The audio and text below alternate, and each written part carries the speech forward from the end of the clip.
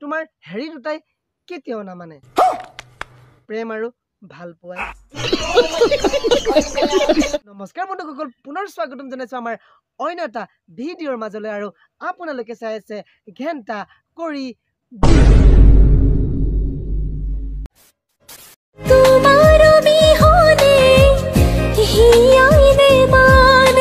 মানিলেও তোমাৰ হেৰি দুটাই কেতিয়াও নামানে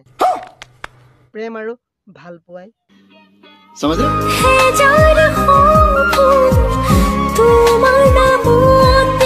তোমাৰ হাজাৰ সপোন নালাগে মাথো দুটা বস্তু দিলেই হ'ল अरे कहना क्या चाहते हो এটা বিশ্বাস আৰু এটা ভাল পোৱা अच्छा हमको सिखा रिया है তোমাক দেখিলে মোৰ এবুকু নহয় দুবুকু আশা থকা যেনহে লাগে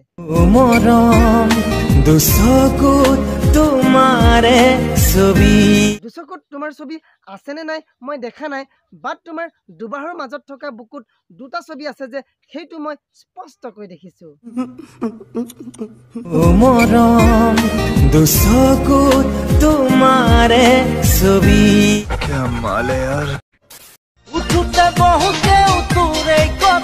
গোটেই জানিছিলো তুমি উঠোতে বহুতে মোৰ কথাই চিন্তা কৰিবা বুলি কাৰণ তোমাৰ বহুত বহল আৰু কোমল অন্তৰখন ফাৰ্ষ্ট টাইম তোমাক দেখোতেই মই সেইটো কথা উপলব্ধি কৰিছো এতিয়া চোৱা তুমি মোক কিমান ভাল পোৱা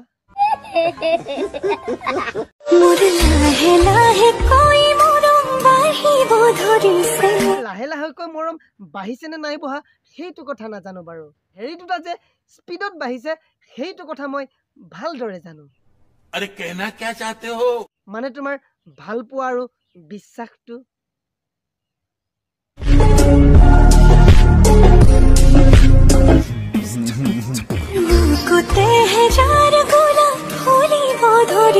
তোমাৰ বুকুত হাজাৰ গোলাপ ফুল ফুলিছে যদি সাৱধানে লুকুৱাই ৰাখিবা যোনে তোনে আহি যেতিয়াই তেতিয়াই ছিঙি লৈ গুচি যাব তেতিয়া তোমাৰ সেই ফুলি থকা গোলাপ শুকাই মৰহি যাব তেতিয়া তোমাৰ বুকুত হাজাৰবাৰ গোলাপ ফুল ফুলাবলৈ চেষ্টা কৰিলেও হাজাৰটা গোলাপ ফুলটো দূৰৰে কথা এটা গোলাপ ফুলো ফুলাব নোৱাৰিবা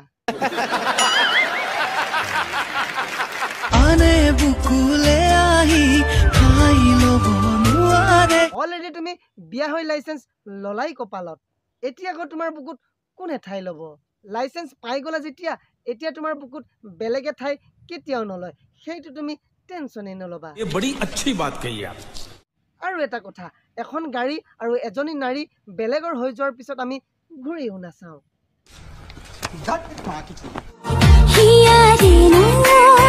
এটা বেঙেনা তিনিজনী নাৰী ই আকৌ কেনেকৈ সম্ভৱ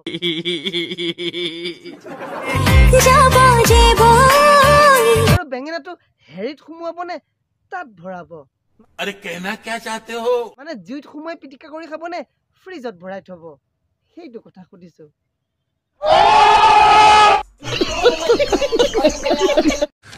तू समझा এটা কথা এটা বেঙেনা তিনিজনীয়ে কেনেকৈ ল'ব আৰু দুটা আনিব লাগিছিল মিলাপিটি হলেতো ভালেই কথা কিন্তু হেৰি সময়ত কাজিয়া নালাগিব খালি समझ रहे हो মানে পিটিকা কৰি খোৱা সময়ত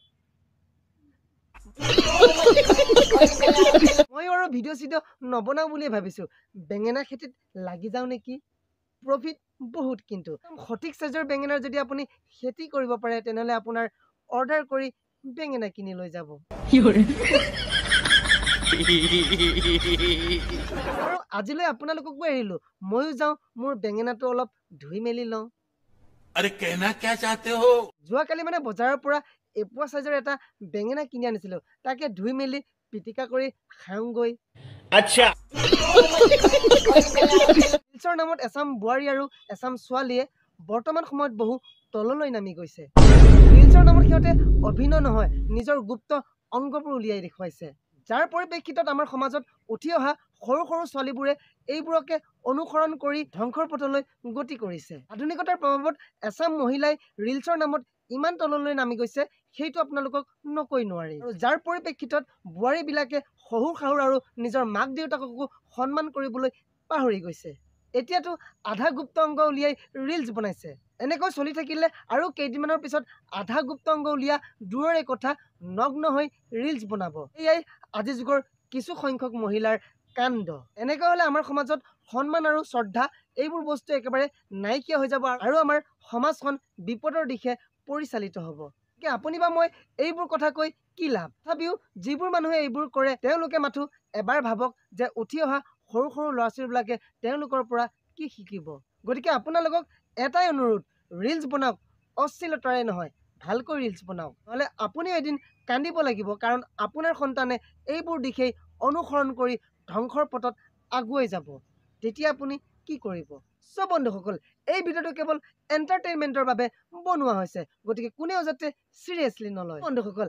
আজিৰ আমাৰ এই ভিডিঅ'টো চাই কেনে পালে যদি ভাল পালে তেনেহ'লে লাইক কমেণ্ট আৰু শ্বেয়াৰ কৰিবলৈ কিন্তু একেবাৰে নাপাৰিব আৰু আমাৰ চেনেলত যদি আপুনি নতুনকৈ আহিছে তেনেহ'লে প্লিজ ছাবস্ক্ৰাইবটো কৰি দিব চ' আকৌ এটা নতুন ভিডিঅ'ৰ সৈতে আপোনালোকক পুনৰ লগ পোৱাৰ প্ৰতিশ্ৰুতিৰে আজিলৈ এৰিলোঁ